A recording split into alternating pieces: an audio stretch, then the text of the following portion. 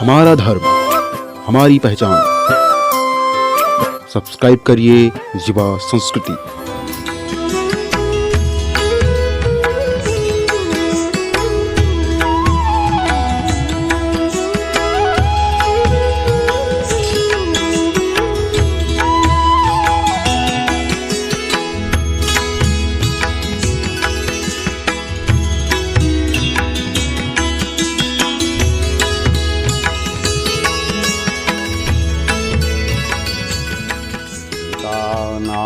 समारंभां रामानन्दार्यमध्यमाम् अस्मदाचार्यपर्यन्तां वन्दे श्रीगुरुपरम्पराम्।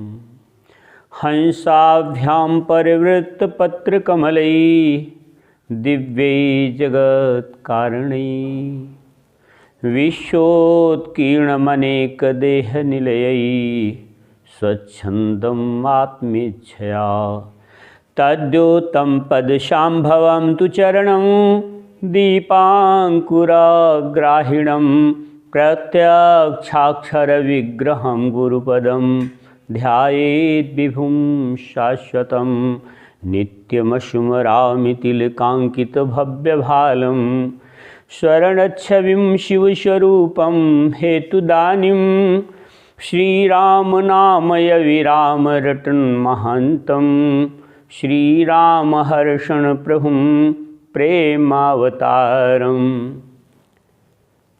आज हृदय में एक तरंग उठ रही है कि मैं अवध भूमि की वंदना करूं, और अवध भूमि की वंदना जब करने चलता हूँ तो सर्वप्रथम माँ सरयू मुझे दिखाई देती है। शिव पुराण का पाठ कर रहा था तो विधेश्वर संहिता में, शिव पुराण के विधेश्वर संहिता में एक श्लोक मिला जिसमें हमारी माँ सरयू को सप्तगंगा में संकीर्तित किया गया। सप्तगंगा में उनका संकीर्तन किया गया कि गंगा गोदावरी चैव कावेरी ताम्रपर्णिका सिंधुश्चा सरयूरेव सप्तगंगा प्रकीर्तितः। गंगा गोदावरी चैव कावेरी ताम्रपर्णिका सिंधुश्च सरयूरेव सप्तगंगा प्रकीर्तिता। हमारी माँ सरयू सप्तगंगा में। भगवती गंगा जो त्रिपथगा हैं, गौमुख से चलती हुई आकाश गंगा को साथ में लेती हुई भागीरथी के रूप में और केदारनाथ से प्रवाहित होती हुई मंदाकिनी के रूप में तथा वदरी विशाल में अलकनंदा के रूप में प्रवाहित होती है। भगवान की चरण की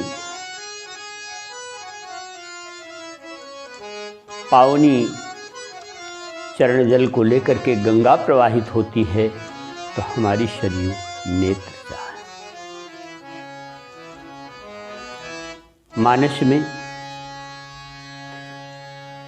वाल्मीकि रामायण में आया कि देवताओं ने प्रार्थना किया भगवान से पदार्पण के लिए। 72 चौकड़ियों तक रावण ने शासन किया था और एक समय सभी देवता धरती के साथ, धरती को साथ लेकर के और भगवान की प्रार्थना करने लगे। जब सारे देवता ब्रह्मादि भगवान भोलेनाथ के नेत्रों से जल बहने लगा तो परात पर ब्रह्म स्वरूप भगवान भी साकार रूप होकर के उनके भी नेत्रों से जो धारा फूटी, उनके भी नेत्रों से जलबिंदु प्रवाहित हुआ, क्योंकि धरणी जब आर्तनाद करने लगी कि प्रभु हमें आपने ही उद्धार किया था, लेकिन सारा भार मैं सह सकती हूँ, लेकिन इस पापी का भार मुझसे सहा नहीं जाता।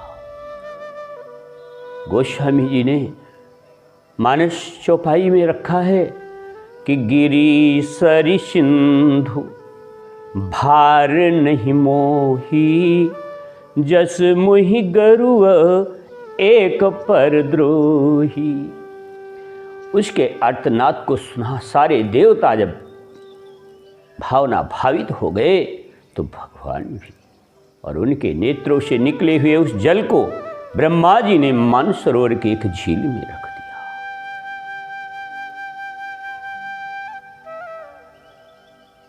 महाराज छ्वाक एक बार अपने गुरुदेव वशिष्ठ के पास गए और कहा, गुरुदेव अच्छा होता कि हमारे इस अयोध्या के पास कोई सरिता होती, कोई नदी प्रवाहित होती। आपकी कृपा से सब कुछ संभव है। वशिष्ठ जी ये जानते थे कि हमारे जनक ब्रह्मा जी ने भगवान के नेत्र जल को मानसरोवर में रखा है, लेकिन उन्होंने सोचा कि मैं पिताजी के पास नहीं जाऊंगा,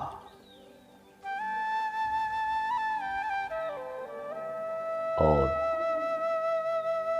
अपने शिष्य महाराज छ्वाक को आदेश दिया कि हे राजन, एक ऐसे वाण का संधान करो कि संपूर्ण हिमालय मानसरोवर और कैलाश तक मां शब्द से ध्वनित हो जाए। और महाराज छ्वाक ने इसका पालन किया। आज सर अर्थात बाण, ऐसे बाण का अनुसंधान किया जिससे संपूर्ण जो गिरिलोक था, हिमांचल तक, कैलाश तक मां शब्द से ध्वनित हुआ। और करुणामयी मां सरयू ने आकर के कहा, समय पर समय की प्रतीक्षा हो रही है। बहन गंगा भी जाने को नहीं तैयार थी, मैंने उनको भी आश्वासन दिया है कि मैं आऊंगी। और आज अर्धचंद्राकार सरयू माँ की गोद में अयोध्यापुरी इतनी सुंदर लग रही है। सरयू माँ को हम नेत्रजा कहते हैं, वशिष्ठ तनया कहते हैं। और गंगा की ही संबंधों के दृष्टि से हम बहन मानते हैं। और सप्तगंगा में माँ सरयू को रखा गया है। आगे चल करके बढ़ते बढ़ते जब यात्रा जगन्नाथपुरी की होने लगती है, तो समस्त नदियाँ और माँ सरयू और गंगा एक हो जाती है। और यह स्थान और भी महिमा मंडित इसलिए हो जाता है कि अयोध्या मथुरा माया काशी कांची अवंतिका पुरी द्वारावती चैव सप्तैता मोक्षदायिका। सप्तपुरियों में अयोध्यापुरी को प्रथम स्थान दे करके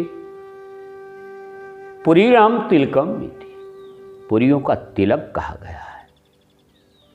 अयोध्या, मथुरा, काशी, कांची, अवंतिका और मायापुरी के बारे में भेद होता है। आज कुंभ लग रहा है। मायापुरी जिसको हम हरिद्वार कहते हैं, ऋषिकेश पर्यंत हरिद्वार तक उसको मायापुरी में लेते हैं। तो अयोध्या, मथुरा, माया, काशी, कांची, अवंतिका, पुरी, द्वारावती चैव सप्तैता मोक्षदायिका।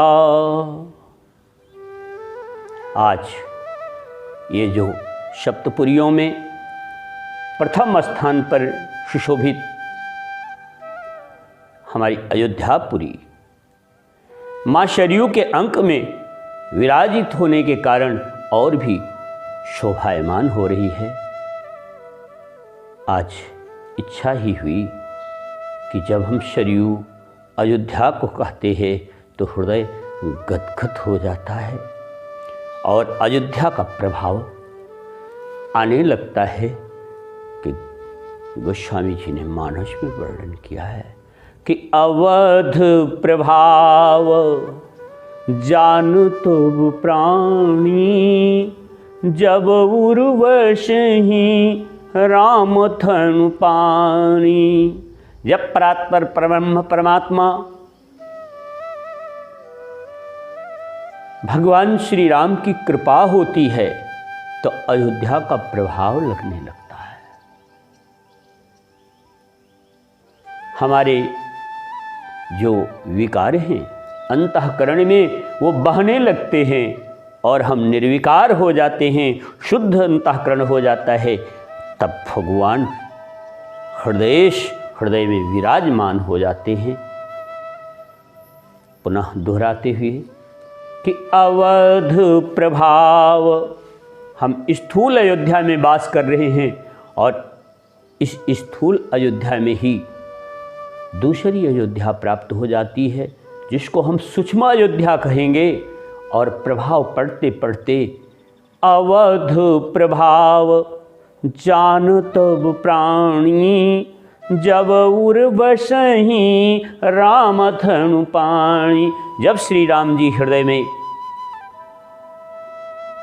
विराजमान हो जाएंगे तो सारे विकार आपसे आप बह जाएंगे और श्री राम जी के द्वारा ही संसार सिया राम में दिखाई देने लगेगा।